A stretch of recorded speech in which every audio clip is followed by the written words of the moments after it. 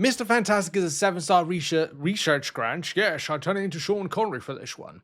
So if you've got research grants, you've been either collecting them sporadically or you've been well focused in getting them. I've been trying this time with the 7-star to be more focused, mainly because, as we know, we've received the opportunity this month or recently to get ourselves an awakened version of a champion that had tokens attributed to it. Those particular tokens can be found currently. I think they're under the Alliance section. Yeah, they're still there at the moment. So these kind of like tokens right here.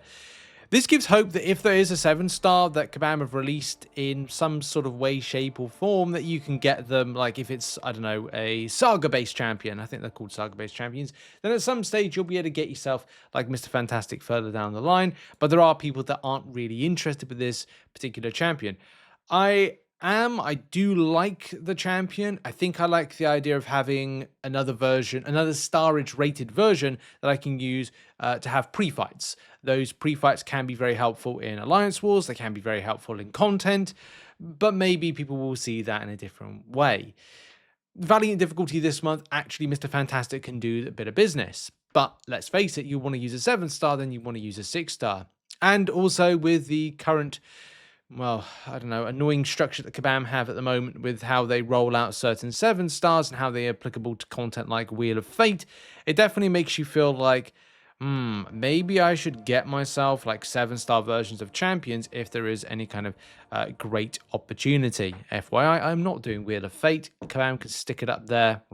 So where we're up to currently, or where I'm up to currently, and then I'll try to then see if I can branch out to let people kind of get an indication of where they should be up to or where they could get up to with their research grant. I'm currently up to, as you can see on screen, 72. I've been very proactive, which is, I'm not saying it's a rarity for me, but I've been trying to keep up. It's been to, well, like, it's elevated the stress levels, I must admit, to kind of like do so many things in MCOC or try to keep up to date with everything and do my own stuff and my full-time job. But we're all in the same boat. It is not just about me. It's about everybody in the community where you're currently up to. So 72 right now. We have just gone out of and we've gone into the business end. We've a small bit of business at the end of July with stuff like, or July in general, with the Incursion Saga sector, which is of course there, and 10 from the special gameplay objectives, which it was whatever that thing was. The Future Foundation is still going on at the moment, and there's one per week that is attributed to it. I've got one more to do because I haven't been, and I should be, a little bit more proactive with the off-season of Alliance Wars. This dropping, and also the some people even noted that the Battlegrounds wins doesn't like go towards the Future Foundation. So it does mean that you'll have to be proactive as of Wednesday, which is the final week to get this. Then we've got like, final week to get this done before, so I don't know if like, as soon as it kind of like drops, we then get the pings. The pings then send us to somewhere in the battle realm to do a thing. Something like that. A bit squiffy with MCOC and Kabam at the moment with kind of like instructions. The Summoners Fest Realm event is a good indication of like why Kabam are a bit scuffy with the communication and clarity on subjects. So, for the business end, and Rebirth event. The Rebirth event is where you're going to get most of these, and this drops next week, by the way. Next week we'll have the Rebirth event, have an opportunity for 30. Probably best to put that into shot. There we go. 30 of the research grants. This is where the bulk of it comes from. If you miss out the Rebirth event, you're screwed. Unfortunately, that is a Paragon-based event. And all the indication that you have as a lower than Paragon player is you will have to spend money to get a 7-star, or you will have to, you just lump it with a 6-star. Sadly, I don't make the rules. Kabam do. Get mad at them. The point in which you can actually get yourself to purchase will be at the end of, the August. Actually, no, as soon as you've done the Rebirth event, because I think the August Traders Outpost store has already been and gone, like it's already in game at the moment. I think I've picked that up. No, I haven't. It's in game at the moment. So yeah, I completely forgot about that. That just goes to show you. I've got to take a print screen right there, but yeah, I'll grab my 5 from there. By grabbing this right now, for those that are non-spending, providing you have kept up to date with stuff, you will have to do, as we said, the Rebirth event, and that should get you that, like your final totals. That's what I'm kind of aiming for at the moment. I've been very active with getting stuff done.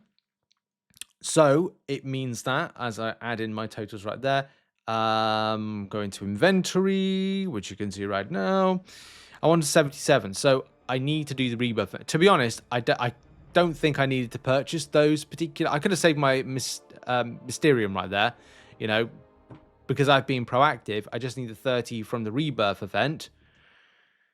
Providing I haven't got them all. No, I haven't got them already. You start questioning, honestly, you start questioning yourself. But yeah, 30 from the Rebirth event puts me over. But at least at some stage, I'll be able to like trade them in for something else, right? That's something as a little bit of a positive. Now, I'm sure some people will say, well, you don't need to go, oh, I don't really want to go for Mr. Fantastic.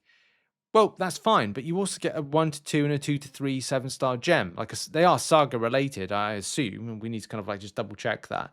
But at least it gives you like rank up opportunity for a Saga-based champion. It's like the same people that refuse to do the Doom cycle. Like you've just said to yourself, you're not going to get a ton of units for free.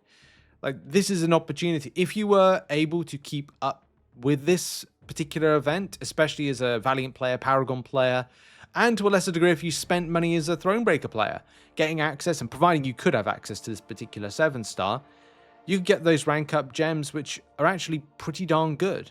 And there are a decent amount of, very high-rated champions within the Saga, the Future Foundation, Future Saga, whatever it is, Future Force, Fantastic Force, God damn it, it's one of those, Fantastic Force Saga event.